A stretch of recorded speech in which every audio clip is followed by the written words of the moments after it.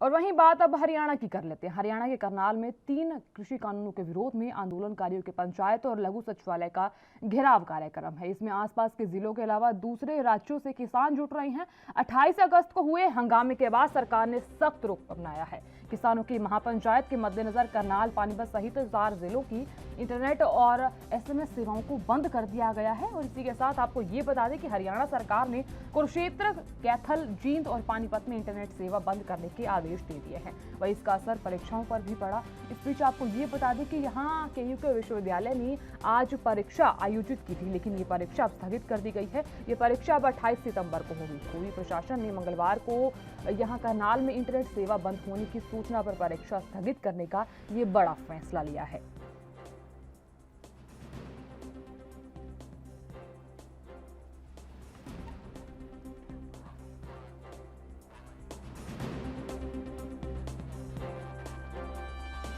और तमाम जानकारी देने के लिए हमारे साथ चंडीगढ़ से अमित कुमार जुड़ चुके हैं। अमित, क्या कुछ जानकारी, जिस तरीके से लगातार गहमा गहमी देखी जा रही है और महापंचायतें हो रही हैं, और आज फिलहाल जिस तरीके से महापंचायत आयोजित की गई है, 4 जिलों में इंटरनेट सेवा बाधित कर दी गई है।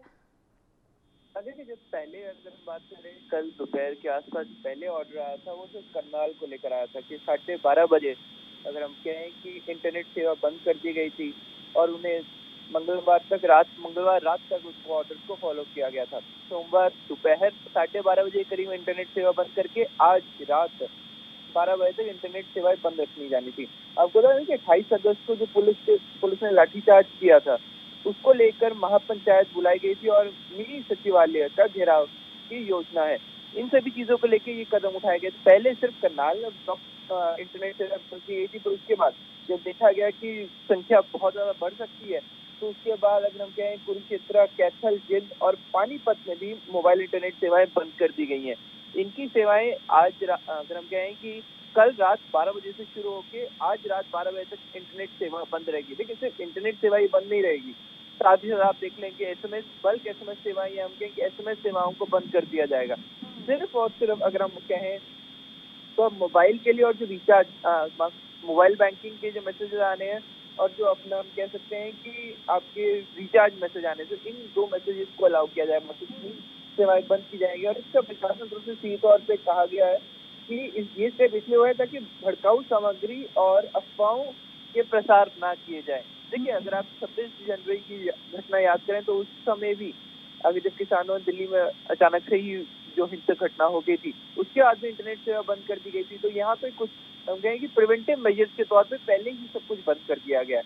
हमें कई फैक्टर्स को कंसिडर किया गया, लेकिन ऐसे पहली बार नहीं हुआ है। पर इस बार ये है कि संख्या बहुत ज्यादा लोगों की इकट्ठा होती हुई नजर आ रही है, क्योंकि जो यूपी में वहाँ पंचायत हुई थी, उसके बाद से कहीं ना कहीं प्रशासन को डर है कि और कई ज्यादा उग्र ना हो जाए, कहीं ना कहीं भीड़, तो इसलिए पहले ही इंटरनेट सेवा बंद कर दी गई। आपको बता दें, पहले ही धारा 144 लगा दी गई है, वो भी चीज लगा दी गई है। तो आप देख सकते हैं, हर तरह से प्रशासन कोशिश कर रहा है कि कम से कम लोगों की भीड़ हो, जितना हो सके उतना ही कम लोग वहां पहुंचे और इंटरनेट सेवा बंद रखें, ताकि लोगों तक कम से कम किसी भी तरह का मैसेज, अगर हम कहें, ना ही एसएमएस के जरिए मैसेज आ सकता है, ना ही हम कह सकते हैं कि किसी तरह की अगर हम इंटरनेट के जरिए कोई मैसेज आ सकता है। तो अब जो भी लोगों ने वहाँ पहुंचना है, तो वो खुद पहले ही बैलेंस फॉर्म में पहले ही निकल चुके हैं। तो उन सब चीजों को देखते हुए ये कदम उठाया जाए। जी अमित, एक सवाल और है यहाँ।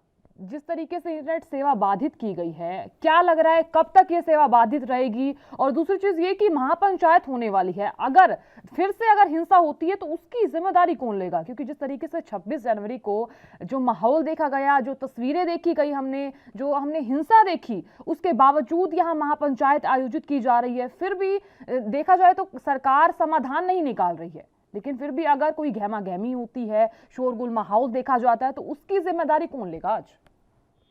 देखिए, अगर हम कहें कि यहाँ पे 26 जनवरी जैसे तो हम लोग को अभी यूपी में महापंचायत होके हटी है।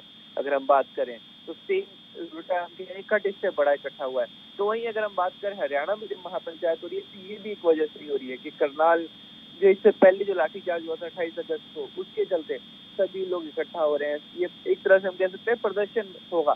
जरूरी नहीं है कि हालात वैसे बने, पर प्रशासन अपनी तरफ से हर संभव कोशिश कर रहा है और खुद किसान आगू भी कोशिश कर रहे हैं कि उस जैसा माहौल ना बने, क्योंकि अगर 26 जनवरी जैसा माहौल बनता है तो अंत में किसानों को ही इसका नुकसान होगा।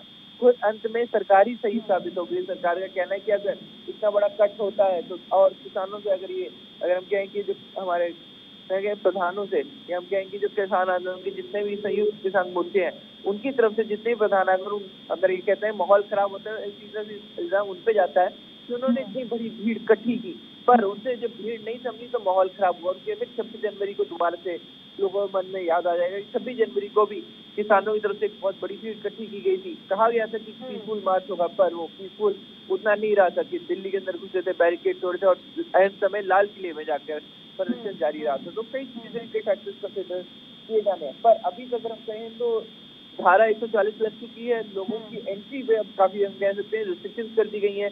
जहां महापंचायतों की वहां तक जाने के रास्तों में काफी ज्यादा डाइवर्जेंस है, और हम कहें तो सीधे तौर पे वहां पर भी नहीं जाया जा सकता। कई डाइवर्जेंस लगे हैं, पुलिस जगह जगह खड़ी हुई है और लोगों को आगे जाने से रोक रही है। बिल्कुल अमित, जिस तरीके से जो जानकारी निकलकर सामने आई कि रूट डाइवर्ट कर दिए गए हैं, प्रशासन भी, हालांकि सुरक्षा की अगर बात कर लेते हैं तो सुरक्षा के पुख्ता इंतजाम भी किए गए, लेकिन फिर भी अगर हम महापंचायत की एक बार बात कर लेते हैं कि क्या लग रहा है कि इस महापंचायत में क्या कुछ रणनीति रह सकती है, क्या कुछ आपके इनपुट से कुछ खबर सामने आई हो? दो मद्देनजर ये कदम उठाए गए कि देखिए, जो सबसे पहला होगा कि हम कहें कि जो 28 मई जो लाठीचार्ज हुआ था, उसके चलते ये सब इकट्ठा हुए हैं कि लोग बात करेंगे कि आखिर क्यों ये जितना ही प्रदर्शन हो रहा है, आखिर क्यों, उस सब को लेकर डिस्कशन होगा। देखिए, एक तरह से हम कह सकते हैं कि किसानों के अंदर जो, अगर कहीं ना कहीं जो इच्छा है, जो उनका बूस्टअप, मॉरल बूस्टअप करने से चलते ये देखना होगा। क्योंकि अगर हम आजकल जितनी महापंचायत हो रही है, या तो लोगों को इकट्ठा दोबारा करने के लिए हो रही है, या फिर उनका मॉरल बूस्टअप करने के लिए हो रहा है कि नहीं, अभी भी हमारा आंदोलन कमजोर नहीं हुआ, तो उसको बहुत ज्यादा जरूरत पड़ चुकी है, क्योंकि काफी लंबे समय से चल रहा है। लगभग 9 महीने से ये हम कहेंगे आंदोलन चल रहा है, और इसमें ऐसे समय समय बूस्टअप, मॉरल बूस्टअप करने की जरूरत पड़ती है, तो शायद उसी चलते ये हो रही है। तो देखिए, सिर्फ महापंचायत में मिनी सचिवालय का घेराव की भी योजना दी गई है। तो देखिए, वहां पर अगर हम कह सकते हैं कि जो मिनी सचिवालय का घेराव किया जाएगा, मिनी सेक्रेटरिएट का घेराव किया जाएगा, तो वहां पर माहौल खराब होने की आशंका जताई गई है। शायद महापंचायत भी शायद इतना नहीं घबराए हैं हरियाणा सरकार जितना मिनी सचिवालय के घेराव से, क्योंकि सरकारी दफ्तर का घेराव करने में वहाँ पे कई मंत्री, हर कोई जाता है, और कई जरूरी, अगर हम कहें, कर्मचारी होते हैं। तो ऐसे में वहां पर जाए किसानों घेराव करना, और अगर गलती से अगर किसान वहां बैठ जाते हैं और किसी तरह का पक्का मोर्चा लगाते हैं, तो उससे सरकार को ही काफी ज्यादा खामियाजा भुगतना पड़ सकता है। तो सब देखना होगा, कई चीजें हैं, कई बातें सब उठ के आ रही है। सीधे तौर पे अभी जो इनकी प्रायोरिटी रहने वाली है कि महापंचायत अगर हो रही है, क्योंकि अब डिस्कशन की गई थी, सीधे तौर पे संयुक्त किसान मोर्चे के साथ बातचीत की गई थी कि आप ये महापंचायत ना करें या कंसेशन के बातचीत करें। पर बिल्कुल अमित, जिस तरीके से आपने जानकारी दी, बहुत शुक्रिया तमाम जानकारी देने के लिए और जानकारी साझा करने के लिए।